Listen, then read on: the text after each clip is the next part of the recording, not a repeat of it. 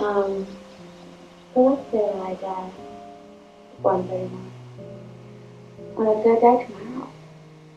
I don't think I will. I think I have a lot more to do. I just want to know, whenever I do die, I just want people I love to know whenever I die, that I was happy. That I'm happy for the good moment. The only thing that could happen now is that I wish I could have killed my mother. That's the one thing I've always known that I want.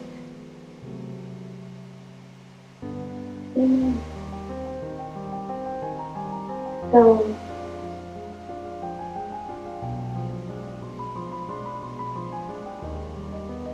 thank you.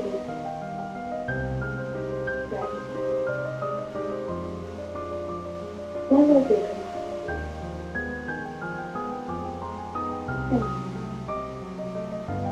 I'm going to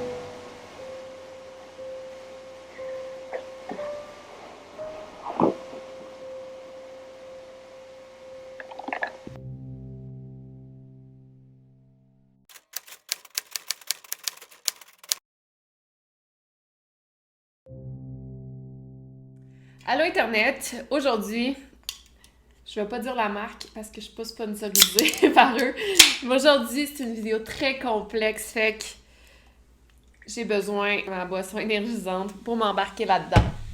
Alors comme vous, j'ai vu Making a Murderer et c'est devenu ma nouvelle obsession. J'ai été complètement chamboulée par cette série télé. Dans ma tête, Stephen Avery était innocent, puis il fallait qu'on le sorte de prison. J'ai même signé des pétitions. J'ai été complètement chamboulée et choquée par le système de justice américain.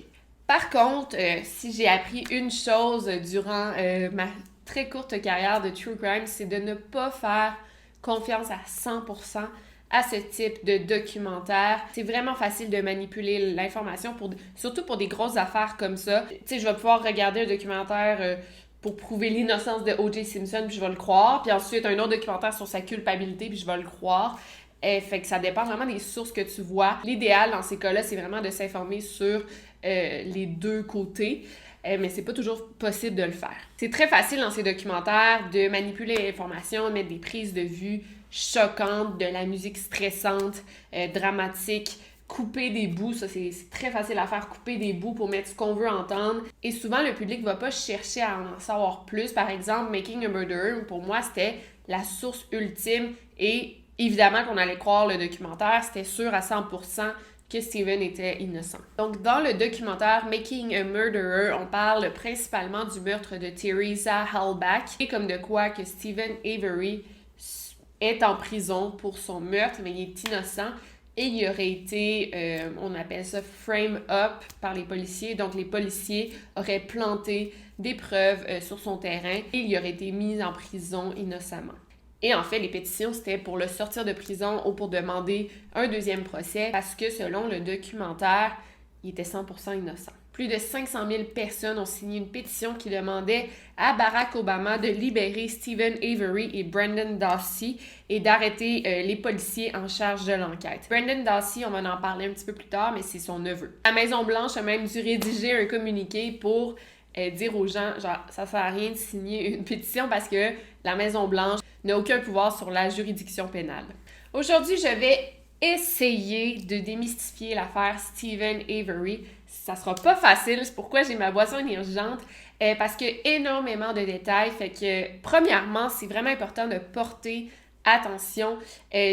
Encore là, moi, je regarde des vidéos YouTube en faisant autre chose, mais pour un type de vidéo comme ça, c'est mieux de te garder cette vidéo-là quand tu vas avoir toute ton attention à me donner, parce que sinon, c'est vraiment facile de s'y perdre. Il y a des termes extrêmement techniques que je vais expliquer du mieux que je peux. Un autre truc, c'est que énormément de détails, ça n'a pas de bon sens, là. Je peux pas tout couvrir. Ça va être une vidéo extrêmement longue déjà à la base, mais ce que je vais faire, ça va être couvrir les preuves principales et les remettre en question. Dans cette affaire, il y a vraiment des crackpots là, obsédés par cette affaire qui connaissent tout dans les moindres détails. Et comme je vous dis, c'est impossible pour moi de connaître tous ces détails. Mais je vais vraiment essayer de vous l'expliquer du mieux que je peux. Encore là, On va creuser, mais genre pas comme des obsédés de Stephen Avery, mais on va quand même creuser. Puis je vais essayer de vous montrer que le documentaire est pas toujours véridique. Donc, sans plus attendre, j'espère que vous êtes prêts. Lançons-nous dans la vidéo.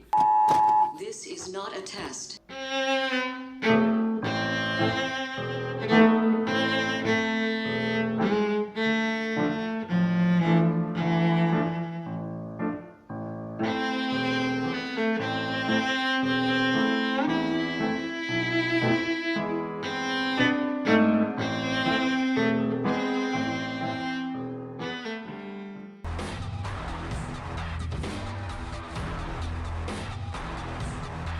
Pour commencer, j'aimerais vous parler de Stephen Avery.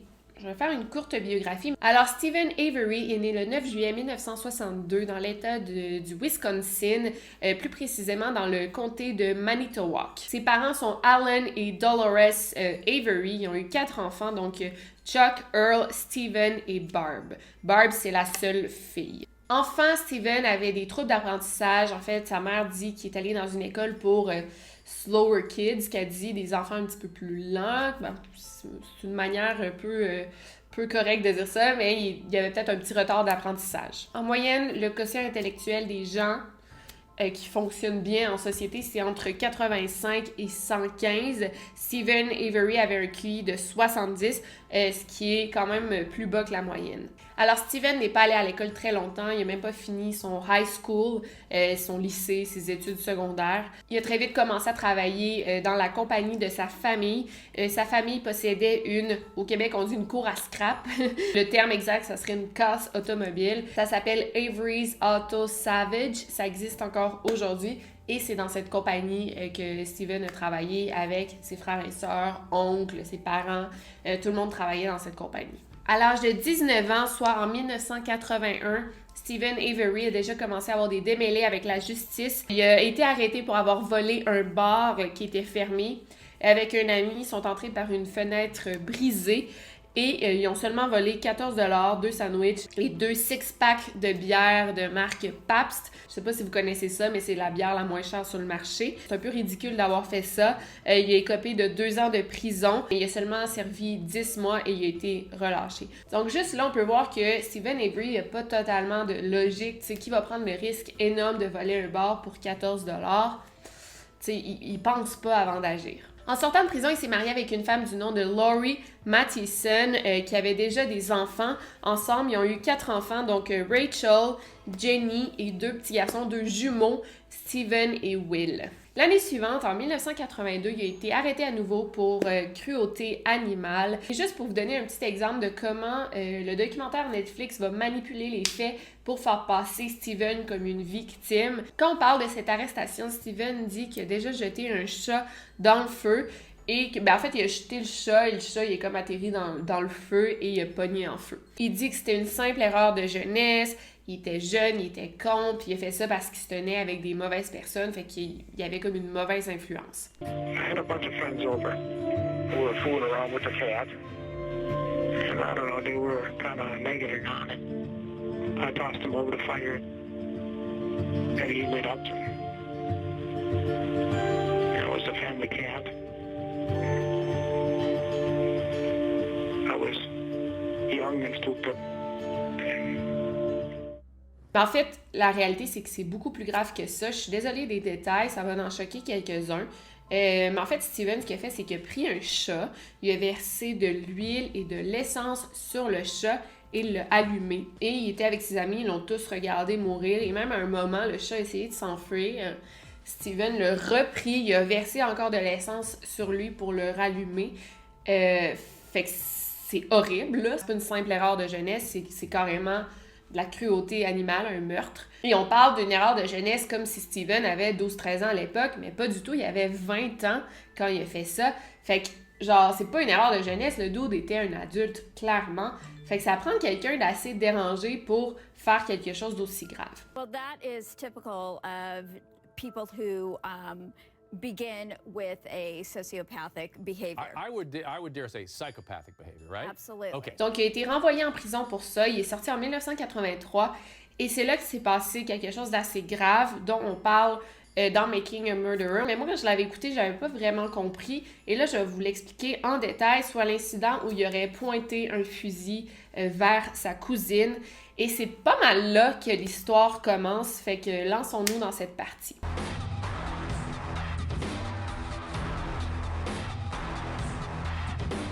Alors, cet incident est arrivé en 1985. Steven avait 23 ans. Encore une fois, dans le documentaire, on en parle très peu et on essaie de faire passer ça pour un simple incident, mais en réalité, c'est beaucoup plus grave que ça et ça vaut quand même la peine qu'on s'y attarde. Donc, on a Sandra Morris, qui est une cousine éloignée de Steven Avery. Elle habite sur la même route que Steven Avery, dans le fond, dans le haut de la route, et Steven, il y a une maison dans le bas de la route. Un autre détail important à savoir, c'est que Sandra Morris est mariée au shérif du comté de Manitowoc. Et ça va jouer énormément dans l'enquête. Ça faisait quand même quelques temps que, apparemment, Sandra disait de fausses rumeurs sur Steven Avery. Apparemment qu'elle disait aux gens que Steven s'exposait à elle de manière indécente. Steven Avery, en colère, il a décidé de se venger en faisant peur à sa cousine. Mais encore là, comme je vous dis, dans le comté, on dirait que tout le monde est cousin-cousine, là. Oui, c'est sa cousine, mais il était pas proche du tout. C'est plus comme une voisine ou une connaissance. Mais avant d'embarquer là-dedans, concernant les fausses rumeurs que Sandra disait sur Steven Avery, c'est même pas vrai. En fait, c'était pas elle qui disait les fausses rumeurs, mais bien un voisin de Steven Avery qui avait vu Steven en train de se masturber à l'extérieur de sa maison devant Sandra.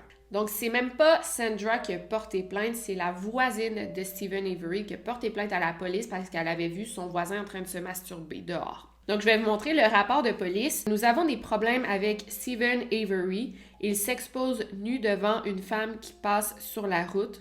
Ça fait maintenant plusieurs mois que ça dure. La femme est Madame Morris. Ça prend place très tôt le matin et il la surveille avec des jumelles. Donc, c'est ce qu'il faisait. À chaque matin, à 5h30, Steven regardait sur la rue avec des jumelles pour voir si Sandra approchait. Et quand il voyait que son auto arrivait, il sortait dehors, nu, et il commençait à se masturber pendant que Sandra passait en voiture. Donc, évidemment, quand la police a reçu cette plainte, ils ont pris ça très au sérieux. En plus que c'est la femme du shérif, la victime. Ils ont rencontré Madame Morris, qui au début ne voulait pas trop en parler parce que ça reste son cousin et son mari est le shérif. Fait qu'elle voulait pas trop s'embarquer là-dedans. Elle a dit, garde, c'est pas grave.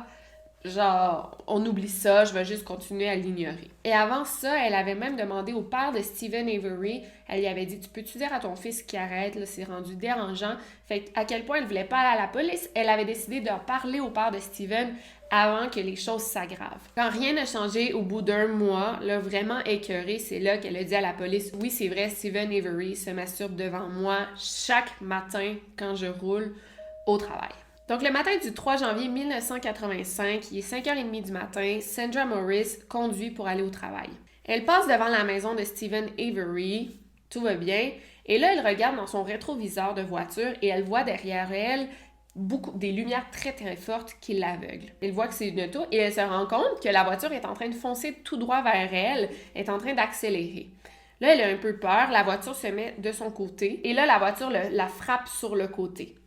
Là, Sandra est comme un peu bouleversée, elle se range sur le côté de la route en se disant... Et c'est là qu'elle voit que c'est Steven Avery. Steven sort de la voiture avec son gun, son fusil, et le pointe vers Sandra. Et là, Sandra a genre fait signe à Steven qu'elle avait son bébé avec elle dans la voiture, dans son banc de bébé. Et quand Steven a vu qu'en effet, Sandra avait son enfant avec elle, il est rembarqué dans sa voiture et il est parti. Sandra, elle a vraiment eu peur. Elle est allée se réfugier chez ses parents. Et c'est là qu'elle a appelé le 911 pour dire ce qu'elle avait vécu. L'heure suivante, Steven a été arrêté. Il avait caché son gun sous le lit de ses enfants. Très brillant, l'homme. Et on voit bien cet incident dans Making a Murderer, il en parle, mais tout est méticuleusement édité, monté pour faire passer Sandra Morris comme la méchante. Mais comme je vous dis, ça faisait des mois que ça durait et il ne voulait même pas porter plainte. Et il faut vraiment être con, là, tu sais, pour menacer avec un fusil la femme du shérif. On dirait qu'il cherchait là, à se faire arrêter. En effet, il s'est fait arrêter. Steven a été chargé pour avoir mis en danger la vie de Sandra et de son enfant et pour possession illégale d'armes à feu. Comme il était à sa 3e offense, il a été condamné à 6 ans de prison. Mais en attendant son procès, il y avait 2000 $ de bail, donc tu peux payer cette somme pour retourner chez toi en attendant ton procès. C'est ce qu'il a fait. Et c'est après cet incident, pendant qu'il était chez eux, en attendant sa sentence ou son procès, qu'il y a eu l'événement très choquant de sa condamnation erronée, où il a passé 15 ans de sa vie en prison pour rien. Mais là, il faut que vous sachiez une chose, c'est que 6 à 8 ans de ses 15 ans, il allait déjà en prison de toute façon pour le crime que je viens de vous conter, pour avoir menacé sa cousine. Fait qu'il allait passer 6 à 8 ans de sa vie en prison. Et là, bien sûr, 15 ans, c'est beaucoup plus long que sa sentence qu'il allait faire. Mais quand même, c'est bon de savoir qu'il allait passer un bon 6 ans en prison sur ses 15 ans. Et ça, ils ne le disent pas dans le documentaire. Et là, on va passer à sa condamnation, sa conviction erronée, soit le premier épisode de Making a Murderer. Soyez attentifs.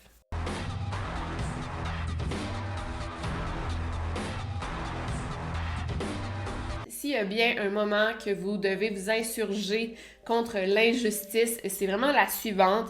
On a vraiment affaire à un mauvais policier qui clairement voulait tout faire en son pouvoir pour arrêter Steven Avery. Donc, c'est le 29 juillet 1985 et Penny est avec son mari et ses 2 enfants à la plage. Vers 15h, Penny a décidé d'aller faire du jogging sur le bord du lac Michigan. C'est une femme qui est très en forme. Elle a l'habitude de courir sur de longues périodes de temps. Donc, ça faisait environ 1 kilomètre que Penny courait quand elle est passée à côté d'un homme qui était étrangement habillé assez chaudement. Il y avait un manteau de cuir noir. Elle l'a beaucoup remarqué parce qu'il faisait 30 degrés, fait que c'est assez chaud, un manteau de cuir. Il a fait un commentaire à Penny assez étrange, mais elle l'a comme juste ignoré et elle a continué à courir. Mais là, sur le chemin du retour, le même homme se tenait comme au milieu de la piste. Penny, elle courait et pour pas foncer dans l'homme, elle l'a contourné comme en direction de l'eau, là, du lac. Mais là, l'homme a réussi à l'attraper et l'a amené de force dans les bois. Il a frappé Penny au visage, elle s'est tellement débattue, elle a griffé l'homme au visage et tout, mais il était pas capable, il était plus fort qu'elle. L'homme a arraché les vêtements de Penny et l'a violée. Il l'a battue et l'a laissée pour morte. La pauvre Penny a été amenée à l'hôpital et le shérif en charge de l'enquête, en charge de l'affaire, c'était une femme du nom de Judy Dvorak, qui est l'amie de Sandra Morris, la cousine de Steven. Et c'est vraiment là que toute la magouille s'est jouée. D'ailleurs, la shérif Judy aurait jamais dû participer en l'enquête parce qu'elle connaissait très bien Penny et son mari, donc il y avait un conflit d'intérêts. Donc Penny a décrit son agresseur au shérif, Judy, et juste dès la première description, la shérif a dit « ça ressemble vraiment à Steven Avery ». Mais honnêtement, la description, il ressemblait pas du tout, c'est juste la shérif fait un lien qui avait pas lieu là, d'avoir, en tout cas. La shérif a ensuite demandé à ce qu'on lui amène une photo de Steven Avery, et la shérif l'a montré à un autre détective. Et on a demandé à ce détective, le détective Cushy, de faire un portrait robot de l'agresseur selon la description de Penny. Fait que l'homme en charge de faire un portrait robot, on venait juste de lui montrer la photo de Steven Avery. Et là, Penny lui a comme décrit son agresseur, fait qu'il a juste fait un dessin de Steven Avery. On a montré le résultat final du portrait robot à Penny, qui a dit « Oui, c'est bien mon agresseur, il ressemble à ça », mais Penny avait tellement été frappée au visage qu'elle avait les yeux tout enflés, elle avait de la difficulté à les ouvrir, fait qu'elle voyait vraiment embrouillé, fait qu'elle pouvait pas vraiment juger s'il ressemblait ou non. Et avec du recul, on peut clairement voir que le détective en charge du portrait robot, il a juste fait genre un copier-coller de la photo, puis il a dessiné le portrait robot en fonction de la photo de Steven Avery. Et de quoi d'encore plus bizarre, c'est que au moment des faits, Steven Avery, il avait une autre coupe de cheveux. Je sais pas s'il avait les cheveux plus courts ou plus longs.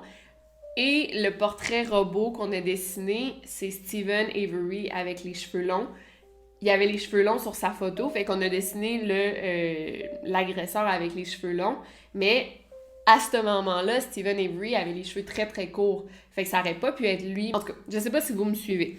Un autre truc, le détective qui a fait le portrait robot avait aucun training ou expérience pour faire des portraits robots. C'était comme son premier, fait qu'il aurait jamais dû faire de portrait robot. Dans le rapport de police, il n'y a aucune mention du fait que Penny, ça faisait plusieurs mois qu'elle recevait des appels d'un homme qui la harcelait Fait que cet homme qui l'appelait de manière anonyme aurait très bien pu être son agresseur, ça aurait du sens, mais ça, c'est pas mentionné dans les rapports de police. Parce que dans leur tête, c'était clairement Steven Avery, alors qu'on sait vraiment pas pourquoi ils ont pensé ça. Ensuite, la police a montré à Penny un line-up de 9 photos d'hommes différents, donc 9 hommes différents sur photo, et son agresseur réel n'était même pas sur les photos. Donc elle a choisi Steven Avery parce qu'évidemment, elle venait juste de voir comme un portrait robot qui l'avait dessiné, tu sais. Fait qu'elle a choisi Steven Avery. Ensuite, on lui a montré un autre line-up. Cette fois-ci, c'était 8 hommes qui étaient debout devant elle, là, tu sais, puis elle était comme derrière le miroir et elle regardait les hommes et elle a choisi à nouveau Steven Avery. Mais l'affaire, c'est que dans les deux line-up, le seul homme qui était sur les deux line-up, c'était Steven Avery. Il aurait dû prendre les 9 mêmes hommes et les remettre. Fait que là, ça faisait comme 2 fois qu'elle choisissait Steven Avery. Fait que pour les policiers, il y avait comme aucun doute que c'était lui. Un autre fait intéressant, c'est que la journée de l'agression, Steven Avery avait passé la journée avec sa femme et ses enfants. Et il y a 16 témoins qui l'ont vu cette journée-là en compagnie de sa famille. 16 témoins qui disaient « ça se peut pas que ça soit lui ». Il était avec sa famille, je l'ai vu. Et ça, les policiers ont complètement ignoré ça. Un autre truc qui me fait sourire dans les circonstances, là, Penny a dit que son agresseur avait des sous-vêtements blancs. Et ça se peut comme pas que ça soit Steven Avery, parce qu'apparemment, qu'il possédait pas de sous-vêtements. Il portait jamais de sous-vêtements, il y en a même pas chez lui. Fait que c'est impossible qu'il porte des sous-vêtements blancs. Donc, il y a plein de détails qui prouvaient que Steven Avery était innocent, plus qu'il était coupable. Et lui-même disait « je suis innocent, genre vous pouvez pas m'envoyer en prison, j'ai rien fait ».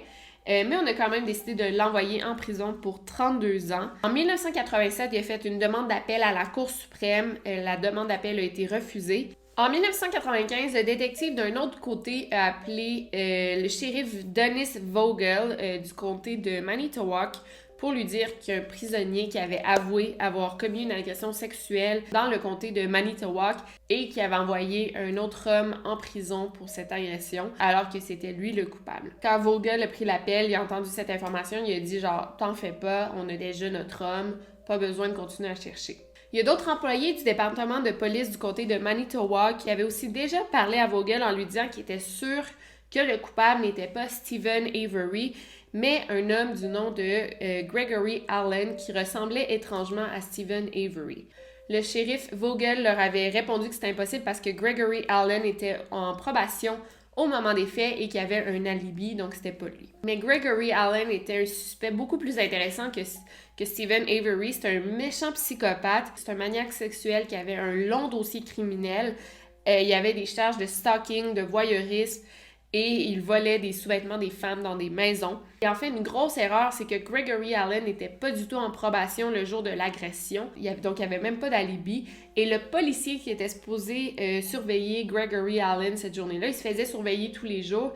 Et le policier qui était supposé aller le visiter ou quelque chose comme ça, n'y était pas allé cette journée-là parce qu'il devait résoudre un autre crime. Fait que Gregory Allen, la journée de l'agression, il était libre comme l'air. On pense que bien vite, Dennis Vogel s'est rendu compte de son erreur en envoyant le mauvais homme en prison, mais au lieu de l'admettre et d'admettre son erreur, il a juste décidé de cacher son erreur, en fait. En 2002, grâce à l'avancée technologique qui n'était pas disponible en 1985, on a pu tester un poil pubien qu'on avait retrouvé sur le corps de Penny. Et grâce à un seul poil pubien, on a pu exonérer Steven Avery. C'est le Wisconsin Innocence Project qui s'est chargé de la libération de Steven Avery. Et on s'est rendu compte que l'agresseur de Penny était bel et bien ce fameux Gregory Allen. Donc, après 18 ans de prison, le 11 septembre 2003, Steven Avery a été innocenté, enfin. Pendant qu'il était en prison, sa femme l'avait divorcé et l'a empêché de voir ses enfants. Donc, en sortant, il était un peu seul, si on veut. Mais c'est pas grave, il était très heureux de retrouver ses frères et sœurs, sa famille. Il s'était fait une autre copine pendant qu'il était en prison. C'était même devenu le héros local. Il y a une photo de lui avec le gouverneur. Et en plus, il était en train d'entamer une poursuite envers le côté de Manitowoc. Et s'il gagnait, il y avait de très bonnes chances de gagner. Il allait faire 36 millions de dollars. Donc, il y avait un beau futur devant lui. Il allait recevoir une grosse somme d'argent. Il y avait une nouvelle petite amie. Mais sa liberté n'allait pas durer très longtemps.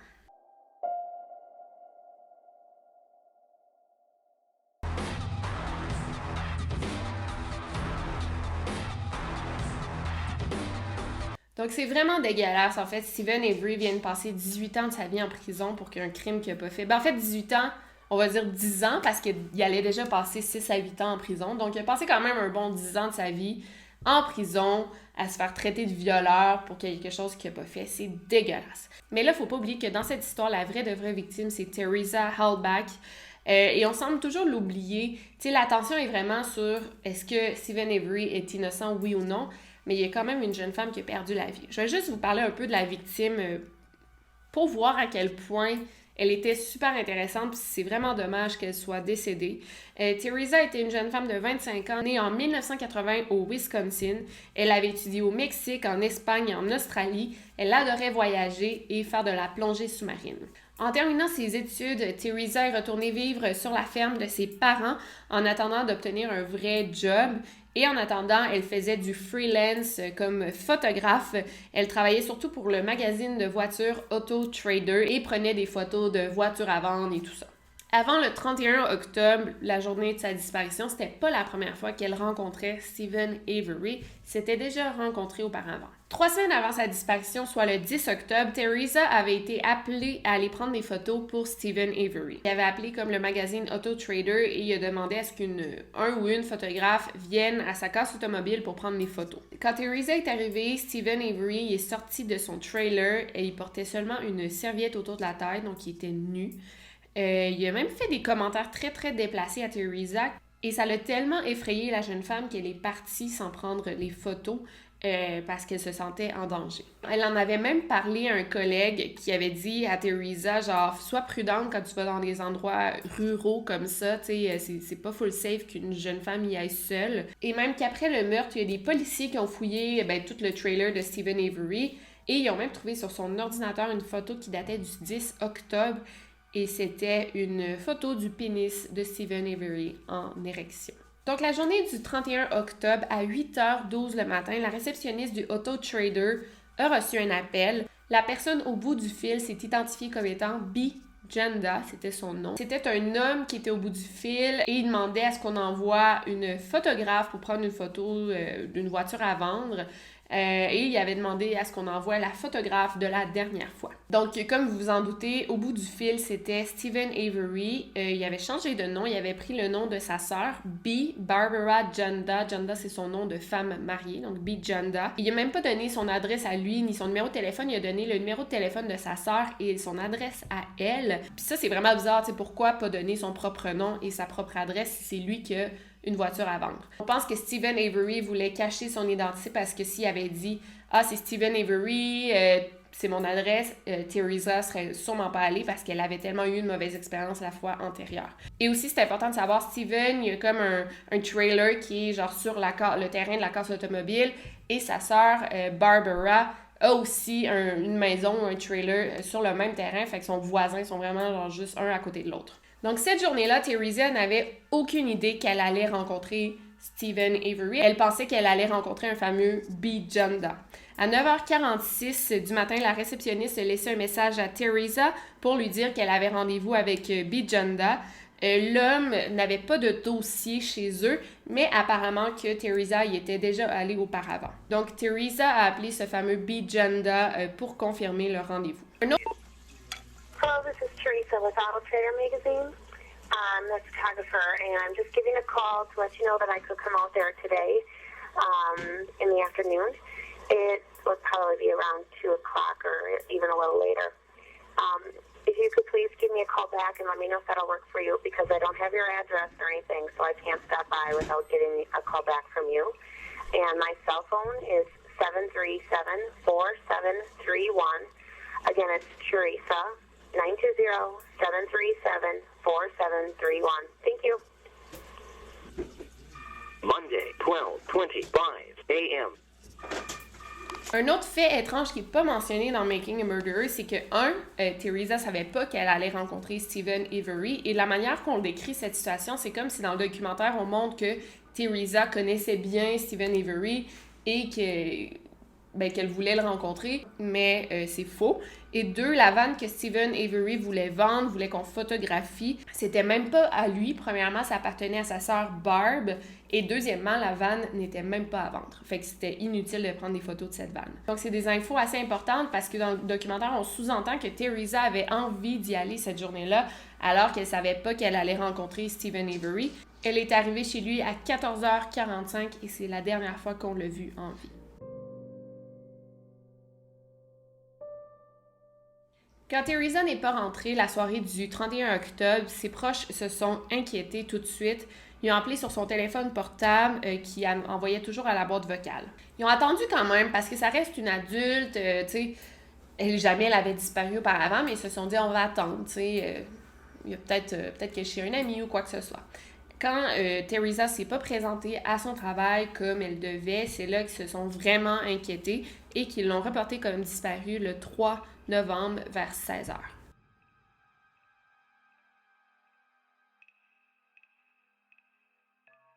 Donc, en premier lieu, c'était pas mal la police du comté de Calumet qui a commencé l'enquête. Ils ont regardé la dernière journée qu'on a vu Teresa, soit le 31 octobre, et ils ont vu qu'elle avait eu des rendez-vous avec 2 clients, 2 hommes, et Steven Avery. Les policiers ont rencontré chacun des rendez-vous sans porter de doute plus sur Steven Avery parce qu'ils ont interviewé les autres hommes également. Les recherches pour retrouver la jeune femme de 25 ans ont commencé le 4 novembre. Des affiches sont distribuées en ville, des hélicoptères survolent la région au complet, dont la casse automobile de Steven Avery. 25-year-old Teresa Marie Halbach was last seen Monday afternoon. This is a picture of Teresa. She was last seen Monday afternoon in Manitowoc. Her close friends tell us tonight no one has heard from her, which is very unusual. She also has not showed up for work or her home. Friends say they've tried calling her cell phone, but her voicemail box is full. She was driving a 1999 dark green Toyota RAV4 like this one. Le lieutenant Lank se présente chez Steven Avery pour prendre en note son témoignage. Encore là, c'est pas du tout un suspect parce que on a fait la même chose avec les autres clients qui avaient vu Teresa cette journée-là. C'est une procédure totalement normale. Steven affirme que Teresa est allée chez lui, elle a pris des photos et ensuite elle est rentrée dans son trailer juste pour qu'il la paye rapidement. Leur échange a duré 5 minutes, gros max. Donc, dès la première version des faits, Steven avait des trucs assez louches. Donc, il donne sa version des faits. Il dit qu'il a travaillé à la casse automobile jusqu'à 11h le matin, donc toute l'avant-midi. Il est ensuite allé dans son trailer chez eux pour attendre la photographe. Le détective lui dit « OK, après le départ de la photographe, est-ce que tu es retourné au travail? » Et Steven a dit que non. Ce qui est assez étrange, c'est un lundi après-midi, pourquoi tu ne retournes pas travailler? Oui, Steven est copropriétaire de l'entreprise, mais quand même, il faut qu'il aille au travail. Je veux dire, tu peux pas t'absenter juste comme ça. Tu sais, il travaille avec ses frères. Je veux dire, faut que tu donnes une raison à ton absence. Là. Donc, quand on lui a demandé pourquoi il était pas revenu au travail, il dit « Ah ouais, j'avais des appels à faire. » Quand on a interrogé la petite amie de Steven, Jodie, s'il avait l'habitude de s'absenter du travail, elle dit que non. Jamais il revenait à la maison durant la journée. Il allait dîner chez sa mère ou déjeuner chez sa mère et il retournait toujours au travail par la suite. Donc, pourquoi cette journée-là en particulier, là, le 31 octobre, il décide de ne pas retourner au travail pour faire des appels chez eux? On ne sait pas. Un autre truc étrange, c'est quand on regarde le relevé d'appel de Steven Avery, on voit qu'il a appelé Teresa à 16h45 cette journée-là. Donc, je vous rappelle que Teresa est arrivée chez Steven à 14h45 pour prendre quelques photos. Ça dure 30 minutes, gros maximum. Et elle est partie. Quand on demande à Steven pourquoi il avait fait cet appel, Steven dit « Ah, c'est parce que je voulais lui demander de revenir pour prendre d'autres photos. Je voulais en profiter alors qu'elle était encore dans le coin. » avant qu'elle reparte chez elle, qu'elle revienne pour prendre d'autres photos. Et si on suit la ligne du temps, il n'y avait aucune raison pour Teresa d'être encore dans le coin à 16h45 si ça faisait plus d'1 heure qu'elle était partie. Donc, elle serait déjà de retour chez elle ou de retour au travail. Il n'y a aucune raison pour Steven de l'appeler. Donc, ça aurait été comme une manière pour Steven Avery de se créer un alibi en l'appelant. C'est pour dire, ben, genre, je sais pas, elle est où? Parce que j'ai essayé de l'appeler, elle répondait pas. Bon. Un autre fait étrange, plus tard dans la journée du 31 octobre, en soirée, là, le frère de Steven, Chuck, lui a demandé « Ah ouais, est-ce que la photographe est venue aujourd'hui? » Et Steven a répondu que non, que la photographe n'était toujours pas arrivée. Pourtant, il a dit aux policiers, aux 2 détectives, que oui, elle était venue. Le 3 novembre, Steven a appelé Autotrader pour dire que la photographe n'était jamais allée à leur rendez-vous. Il a même dit que Teresa l'avait appelé pour dire qu'elle ne pouvait pas aller à leur rendez-vous. Mais le même après-midi, il a dit au détective Colburn que Teresa était allée cette journée-là. Il a dit une autre version des faits, qu'elle n'était même pas rentrée dans son trailer, il l'avait juste regardé pour la fenêtre, elle est restée 10-15 minutes, qu'ils se sont même pas parlé. Et le lendemain, le 4 novembre, Steven a donné une autre version des faits au détective du comté de Calumet, détective Dave Remaker. Steven a dit qu'en effet, Teresa, elle était même rentrée dans son trailer pour qu'il la paye. Fait que là, on a 3 versions des faits. Le 5 novembre, les recherches se poursuivent avec plusieurs volontaires qui cherchent les environs. Vers 10h15 le matin, il y a l'un des frères de Steven qui donne la permission aux volontaires de fouiller la casse automobile parce que, ben, tu sais, lui, il dit, ben, il y a personne qui est suspect ici, tu sais, on n'a rien à cacher, allez-y, fouillez, genre, ça, il n'y a pas de problème, tu sais, on veut la retrouver comme vous. 40 minutes après avoir commencé les recherches, il y a 2 volontaires, une mère et sa fille, qui découvrent la voiture de Teresa, qui est une RAV4 verte. La voiture, elle avait été placée de manière à ce qu'on la voit pas. Et il y avait comme plein de branches, des débris qui la cachaient, comme si elle avait été là depuis très longtemps ou comme si on voulait la cacher volontairement. Donc là, on va explorer la preuve numéro 1, soit la voiture de Teresa, le RAV4 vert. Donc, la découverte du RAV4 vert a été un élément super important tout au long du procès. C'est un élément qu'on utilise beaucoup pour prouver l'innocence de Steven Avery. Parce que dans cette affaire très, très médiatisée, il y a vraiment 2 camps. Il y a ceux qui croient à l'innocence de Steven et ceux qui croient en sa culpabilité. Et ça provoque des très grosses chicanes. Donc, on découvre le RAV4 vert le 5 novembre, soit 5 jours après la disparition de Teresa. Mais là, il y a cet élément-là que même moi, quand j'ai écouté le documentaire, j'étais là, ben voyons. Et c'est cet appel qui a été passé le 3 novembre, soit 2 jours avant la découverte du RAV4. Je vous laisse écouter l'appel, puis après on va en parler. Manitowoc County Sheriff's Department, this is Lynn. Lynn, Hi, Andy. can you run Sam William Henry 582? See if it comes back to that. Sam William Henry 582. Alrighty. Do you speak any Spanish there, Andy? I'm just going to call on the top of the list since mine on-call didn't call me back. And when I get in trouble, Andy, I get in trouble. You know? What am I supposed to do? Yeah. My favorite one is in the city of Manitowoc. Yes. Okay, it shows that she's a missing person, and it lists to Teresa Hallback. Okay. Okay, that's what you're looking for, Andy? 99 Toyota. Yep. Okay, thank you. You're so welcome. Bye-bye. OK. Donc, dans le documentaire, on essaie de montrer que la voiture aurait été trouvée le 3 novembre et non le 5 novembre, d'où l'appel, et que les détectives auraient comme déjà trouvé l'appel, ils s'assurent que c'est bien la voiture en demandant les numéros de plaque, et ensuite, ils auraient déplacé et caché la voiture sur le terrain de Steven Avery pour le culpabiliser. Et c'est vrai que c'est très, très louche. Le détective Colburn du comté de Manitowoc appelle le 3 novembre pour demander quelles sont les plaques, et on retrouve la voiture le 5 novembre sur le terrain de Steven Avery. Il y a une explication si simple à ça, et genre si on l'avait mentionné dans le documentaire, j'aurais dit « Ah ok, ben oui, c'est très possible », et genre je comprends pas que personne l'ait expliqué avant ça, et il y a une explication si simple. Bon, donc là il y a 2 comtés impliqués dans l'enquête, il y a le comté de Calumet et le comté de Manitowoc. Faut pas oublier que le comté de Manitowoc, c'est eux qui ont faussement incriminé Steven Avery pour l'agression sexuelle de Penny. Okay?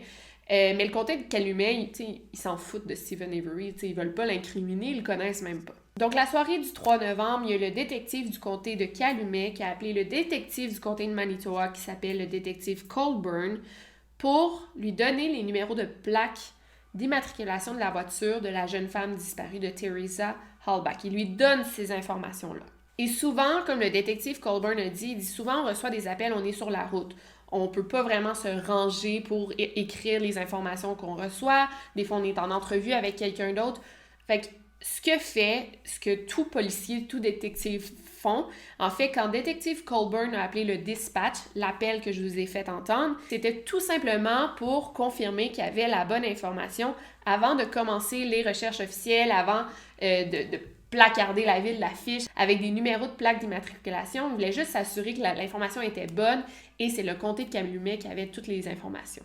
Donc, cet appel, ça ne veut pas dire qu'il y avait la voiture devant lui. Il voulait juste confirmer les informations qu'il avait reçues. C'est une explication tellement simple. Et moi aussi, quand j'ai entendu ça, j'étais comme, c'est sûr que le policier, la voiture devant lui, ensuite il l'a bougé, mais ça veut rien dire, en fait. Durant le procès de Steven Avery, qui a eu lieu avant le documentaire, durant le procès, la défense essayait justement d'accuser les détectives du comté de Manitowoc d'avoir piégé Steven Avery. C'était ça leur défense. Il y a la théorie du frame-up.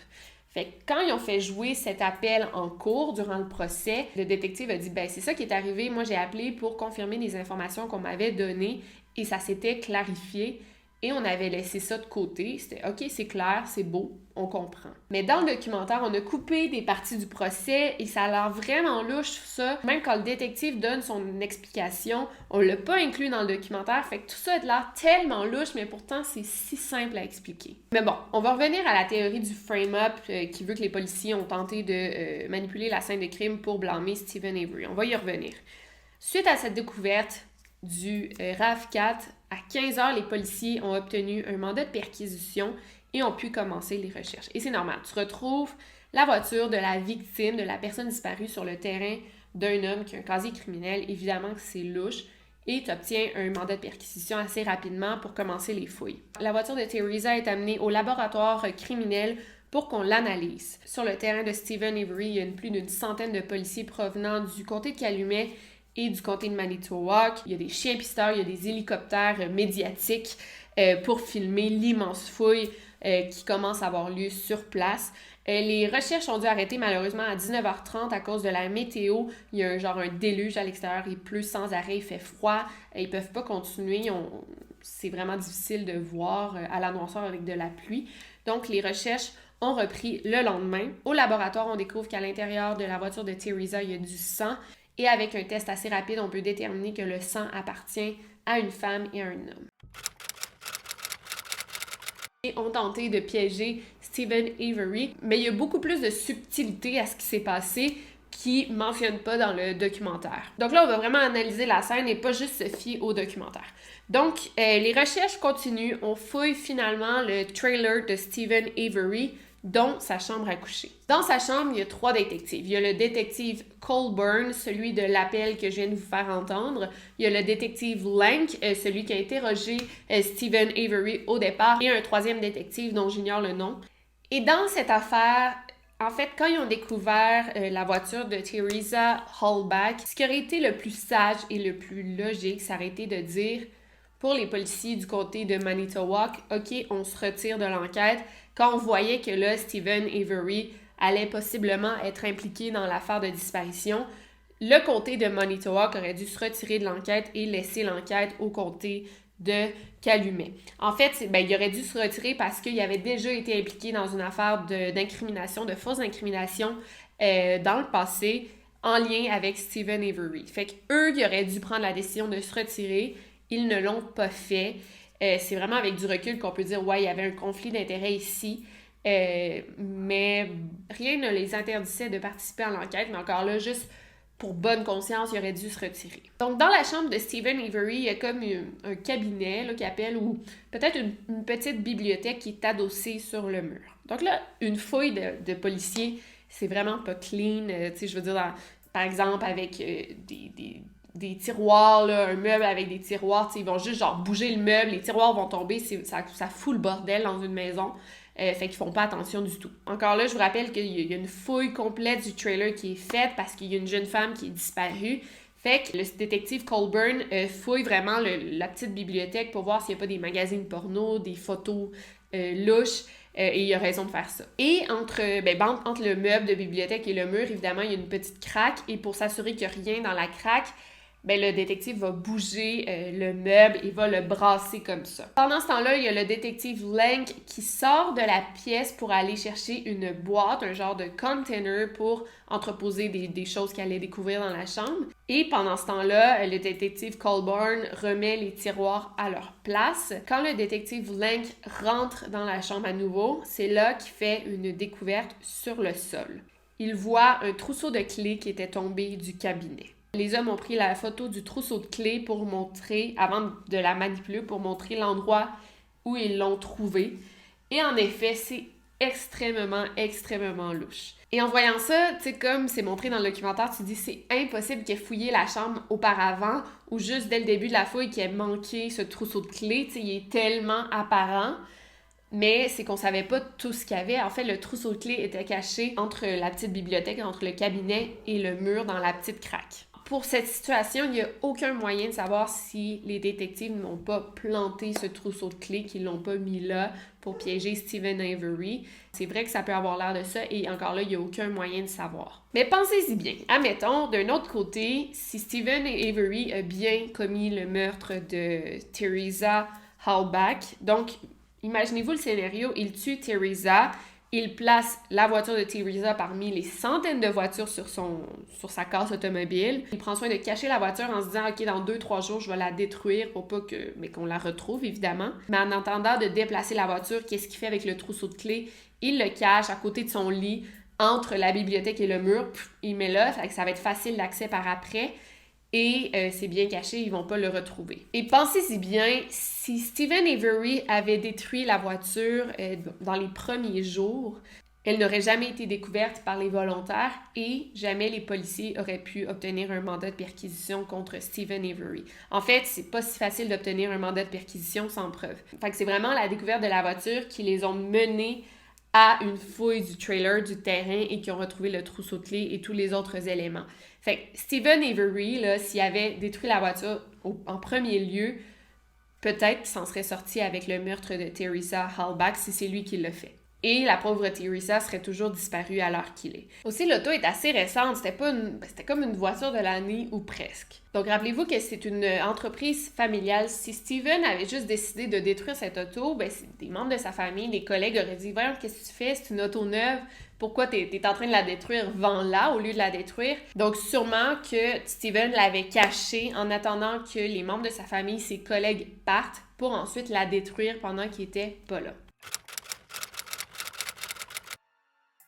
Donc, rappelons-nous que du sang qui a été trouvé dans la voiture de Teresa qui appartenait à un homme et à une femme. Bien sûr, après analyse, on a découvert que le sang appartenait à Teresa et à Steven Avery. Donc là, c'est à se demander pourquoi les gens pensent qu'il est innocent si on a retrouvé son sang dans la voiture de Teresa. Comment la police aurait pu planter le sang de Steven Avery dans l'auto? C'est où qu'il aurait trouvé du sang de Steven Avery? Donc, durant le procès, la défense est arrivée avec une explication toute simple à ça.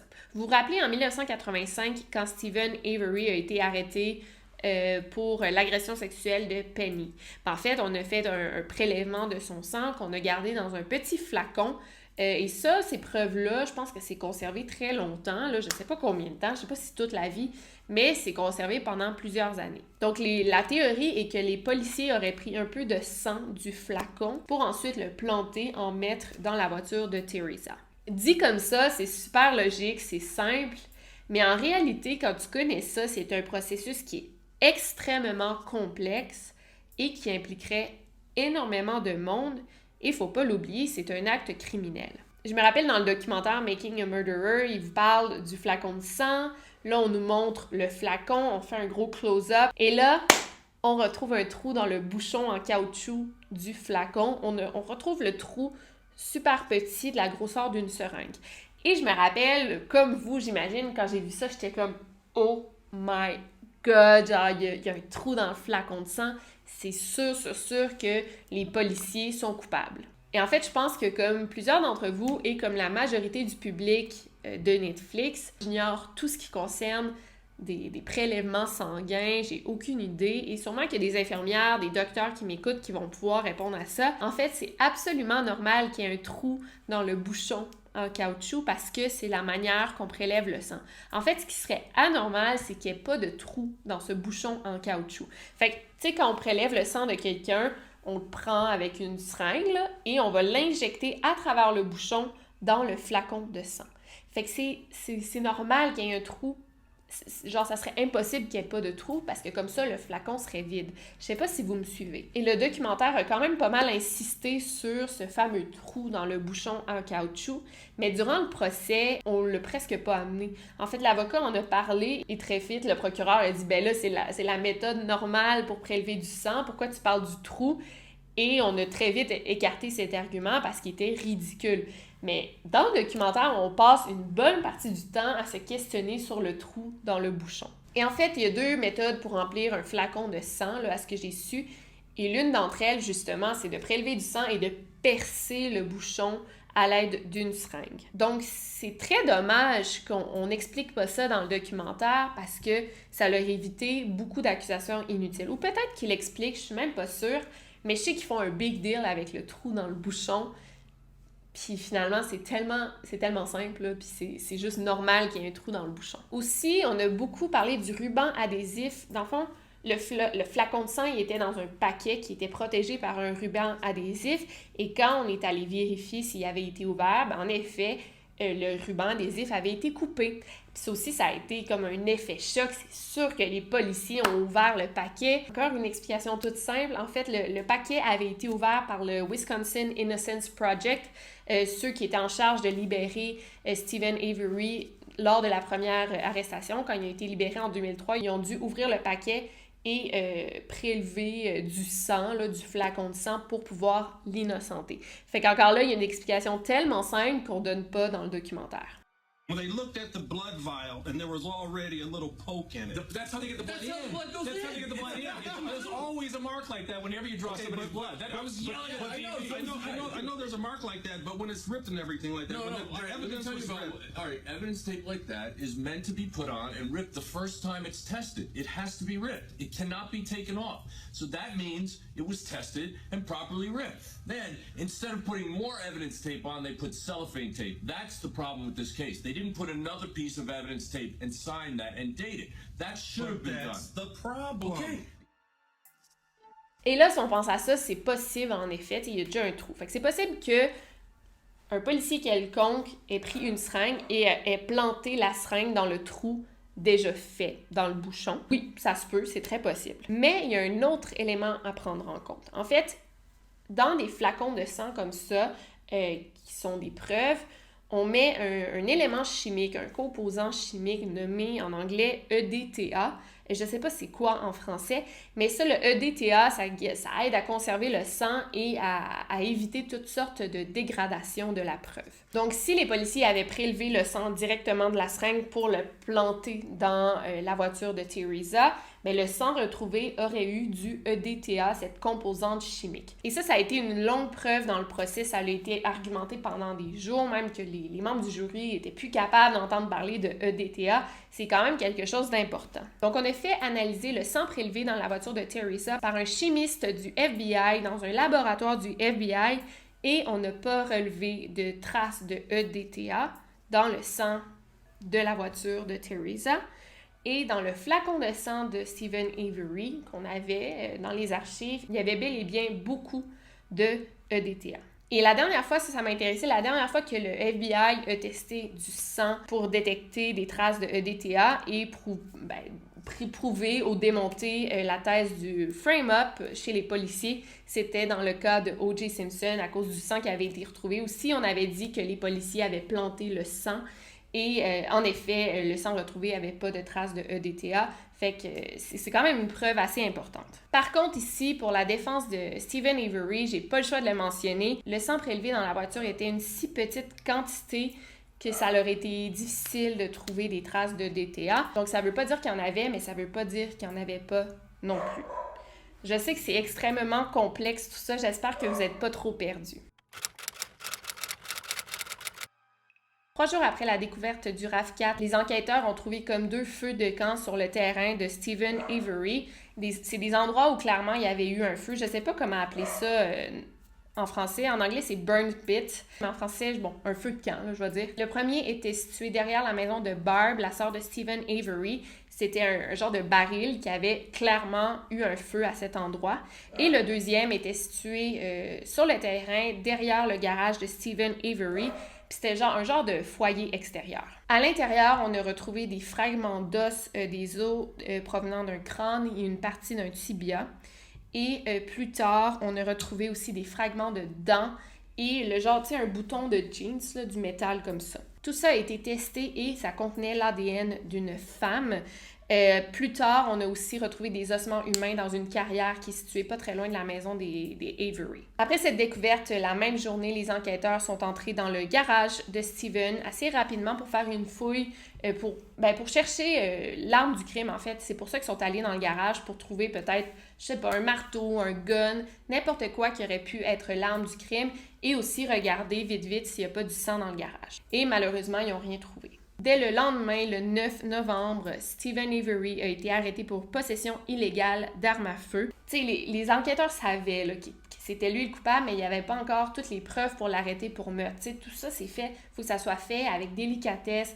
Il faut que tu sois sûr de ta shot, là, si je peux dire. Ils voulaient l'arrêter tout de suite pour pas que Stephen ait le temps de s'enfuir. The Calumet County woman has been missing now for more than a week. Investigators say they found evidence human in nature relating to Teresa's disappearance, but they won't say whether they think she's still alive. Stephen Avery is in police custody tonight. He was arrested on an unrelated weapons charge, and now Avery's family is submitting DNA samples to investigators. Mais la même journée, on a reçu les tests ADN des ossements retrouvés et ils appartenaient bel et bien à Teresa Halbach. Avec toutes ces preuves, Stephen Avery a finalement été arrêté pour le meurtre de Teresa Halbach et pour la mutilation de son cadavre et il a été envoyé en prison. Pendant ce temps-là, les policiers continuent à chercher d'autres preuves pour avoir un dossier solide contre Stephen Avery en cours pour être sûr de bien l'arrêter. Et là, bien sûr, on a plein de preuves contre Stephen Avery, là, les ossements, le sang, l'ADN, on a beaucoup de preuves physiques, mais selon la théorie, tout ça aurait pu être planté. Mais qu'en est-il des témoignages des proches? Il y a plusieurs témoignages qui ont eu lieu le 31 octobre avant que Stephen soit même un suspect et ces témoignages sont très bizarres et incriminent beaucoup Stephen Avery. Et plusieurs de ces témoignages proviennent des membres de la famille de Stephen qui ne veulent pas incriminer leur frère, bien au contraire. En fait, ils disent juste la vérité de ce qu'ils ont vu. La journée du 31 octobre, le frère de Stephen, Earl, et un ami de Earl, Robert, se rappellent d'avoir parlé à Stephen à 16h30, entre 16h30 et 17h. Il venait juste de prendre sa douche, il était fraîchement changé, il avait des nouveaux vêtements. Et son comportement était étrange, il était très raide et très silencieux. Earl se rappelle que dans un baril sur le terrain, il y avait un feu qui brûlait. Et d'ailleurs, dans ce baril, on a retrouvé des ossements, mais on a aussi retrouvé le téléphone et la caméra de Teresa. Il y a aussi un autre voisin nommé Josh qui se rappelle aussi d'avoir vu un feu à 16h30 sur le terrain de Stephen Avery. Et là, je veux juste vous expliquer vite. Il y a Barb, c'est la sœur de Stephen Avery. Elle habite sur le même terrain, ils habitent comme toutes vraiment proches l'un de l'autre. Et Barb, elle a comme 3 ou 4 fils qui ont tous des noms qui commencent par B. Blaine, Bobby, Brandon, et je pense qu'il y en a un autre.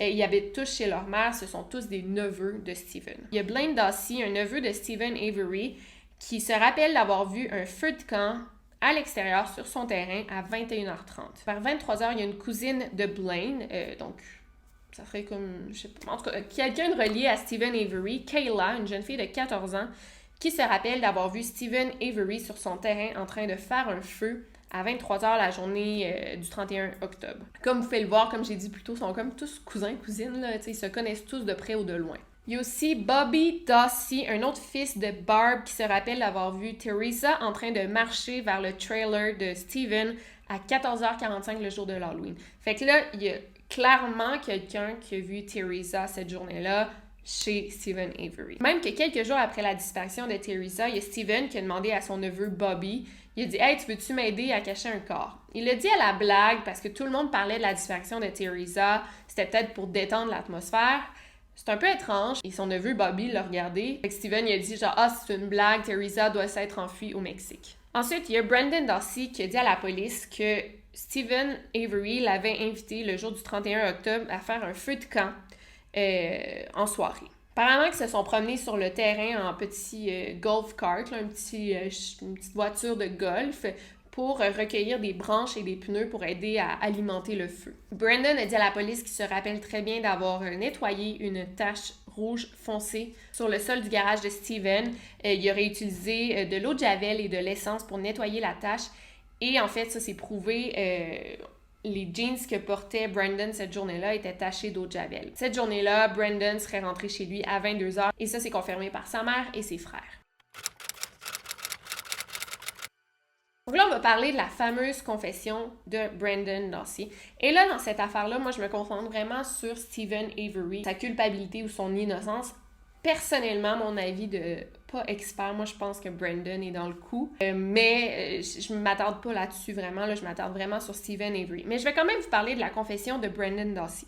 Le 20 février 2006, la jeune Kayla Avery, la cousine de Brandon, Brandon a 16 ans, donc les deux, c'est des amis, ils vont à l'école ensemble. Donc le 20 février, Kayla va au poste de police avec sa mère et rencontre les enquêteurs Wiggert et Baldwin pour leur faire part de quelque chose. En fait, Kayla dit que ça fait plusieurs mois que son cousin est très étrange, il a un drôle de comportement, il a vraiment changé, il a même perdu 40 livres, ce qui équivaut à peu près à plus de 20 kilos, et elle l'a surpris à plusieurs reprises en train de fixer le vide et se mettre à pleurer. Les policiers ont tout de suite été intéressés par ce que leur disait Kayla. Elle se rappelle aussi d'un autre incident. En décembre 2005, Kayla avait invité son cousin Brandon à son anniversaire, et durant la fête, Brandon se serait confié à Kayla, qui se rappelle d'avoir été chez son oncle la journée du 31 octobre et qui aurait vu Teresa, la femme morte, là, il a utilisé les mots « pinned up », ce qui voudrait dire genre épinglé ou genre attaché sur le lit de Stephen Avery. Et ça, ce que Brandon a dit à Kayla, ça l'a tellement ébranlé qu'il est allé voir un psychologue de son école pour dire que son cousin avait été témoin genre d'un meurtre. Et même que le psychologue a témoigné en cours. Fait que tu sais, elle était tellement ébranlée qu'elle s'est confiée à un conseiller de son école. Après ce témoignage super choquant, les policiers ont décidé de rencontrer Brandon Dassey à nouveau. Ils l'avaient déjà rencontré, mais là, c'était comme plus sérieux, si on veut. C'était le 1er mars 2006. À ce moment-là, Brandon aurait très bien pu dire « Oui, j'ai passé la journée avec mon oncle ou la soirée, il n'y a rien à voir. » Il aurait vraiment pu servir d'alibi à son oncle Stephen. Mais non. Brandon a commencé à dire des choses très choquantes. Ça faisait quelques mois que les policiers avaient des doutes sur Brandon. Ils pensaient que peut-être que le jeune Brandon défendait son oncle. Ils pensaient qu'il en savait plus que ce qu'il disait, mais là, il n'était pas prêt à entendre ce que Brandon avait à dire. Donc, Brandon a dit aux policiers que son oncle et lui avaient brutalement violé et tué la pauvre Teresa Halbach. Là, je veux comme vous dire tout ce que Brandon a dit. C'est sûr que la confession a duré 4 heures. Là j'ai vraiment condensé. C'est assez choquant. Fait que, tu sais, c'est un trigger warning. Là, je parle de viol et de meurtre. Si vous n'êtes pas capable d'entendre ça, passez. Mais pour les autres, je vais le lire aussi pour pas manquer de détails. Donc, voilà ce que Brandon a dit. La journée du 31 octobre, il est débarqué de l'autobus à 15h45. Il avait passé la journée à l'école. En débarquant de l'autobus, il va chercher son courrier dans la boîte aux lettres et se rend compte qu'il y a des lettres adressées à son oncle Stephen. Donc, il décide d'aller lui porter à son trailer. En s'approchant du trailer de son oncle, il a entendu un cri et un appel à l'aide et les cris provenaient d'une femme. Il cogne à la porte de Stephen, son oncle de 43 ans, et attend plusieurs minutes avant que son oncle arrive. Il ouvre la porte, Stephen est à moitié nu, en sueur. Stephen dit à Brandon d'entrer et l'invite à sa chambre. C'est là que Stephen a vu Teresa, qui est nue et attachée au lit. Elle supplie Brandon de l'aider, mais Brandon l'ignore et là, Stephen dit à son neveu de violer Teresa. Pendant le viol, Teresa s'adresse à Brandon, elle le supplie d'arrêter. Elle dit, genre, t'es le seul qui peut arrêter ça. Arrête, genre, tu vas pouvoir me sauver la vie. Mais Brandon l'ignore et continue de la violer pendant 5 minutes. Ensuite, Stephen et Brandon sont allés regarder la télévision dans le salon pendant 10 à 15 minutes en parlant de la méthode qu'ils tueraient Teresa. Fait qu'imaginez-vous, la pauvre est nue, attachée sur un lit. Elle vient de subir des viols à répétition. Puis là, elle est en train d'entendre ses agresseurs planifier son meurtre. Ensuite, Stephen est allé chercher un couteau dans la cuisine et ils sont retournés dans la chambre pour que Stephen poignarde Teresa à plusieurs reprises. Steven a ensuite donné le couteau à Brendan. Il lui a demandé de trancher la gorge de Teresa. Brendan exécute les ordres. Il tranche la gorge, mais elle ne meurt pas. Pour l'achever, Steven a finalement étranglé Teresa. Ensuite, Brendan et Steven ont amené Teresa au garage. Brendan croit qu'elle était déjà morte à ce moment-là, mais ils veulent s'assurer qu'elle est morte. Donc, Steven sort sa carabine et tire sur Teresa à 10 reprises. Par la suite, ils ont tiré le corps de Teresa dans un foyer extérieur derrière le garage. Le feu brûlait déjà dans le foyer quand Brendan est arrivé de l'école. Ils ont mis des branches et des vieux pneus pour accélérer le feu. Pendant que le feu brûlait, ils ont conduit la RAV4 de Teresa sur le bord de la case mobile et l'ont cachée avec des branches. Quelques jours plus tard, Steven est retourné au foyer pour briser les ossements qui restaient avec une pelle. Ils ont aussi transporté quelques-uns des ossements dans une carrière qui n'était pas très loin du terrain. Donc voilà, en gros, le témoignage de Brendan. Quand l'inspecteur a demandé à Brendan pourquoi il avait participé, Brendan a répondu qu'il voulait savoir comment c'était le sexe. 2 jours après, soit le 3 mars, Brendan a été arrêté pour meurtre au premier degré, agression sexuelle et mutilation de cadavre. Donc c'est extrêmement choquant, en effet, toutes ces confessions, mais on va revenir à la confession de Brendan Dassey et pourquoi elle n'a pas été valide en cours. Suite à la confession de Brendan, les policiers ont décidé d'aller revérifier dans le garage de Steven Avery parce que là, ils savaient que Teresa avait été tirée dessus à 10 reprises, fait qu'il y avait nécessairement du sang ou peut-être des balles. Donc, c'est pourquoi ils sont retournés pour fouiller à nouveau parce que là, ils savaient quoi chercher. Et là, en effet, on a fait une autre découverte. Dans une petite craque sur le sol, il y avait un fragment de balle. Et sous le compresseur d'air, caché en dessous, il y avait une autre balle. Donc là, évidemment, retrouver des balles, vous allez dire, ben ça peut vouloir dire n'importe quoi. Tu sais, c'est Steven Avery, il y avait une carabine dont il se servait souvent. C'est normal qu'il y ait des balles dans son garage. Ça veut pas dire que tu es Teresa. Mais là, quand on a analysé les balles retrouvées, ben le fragment et la balle, on a vu que ça contenait l'ADN de Teresa Halbach.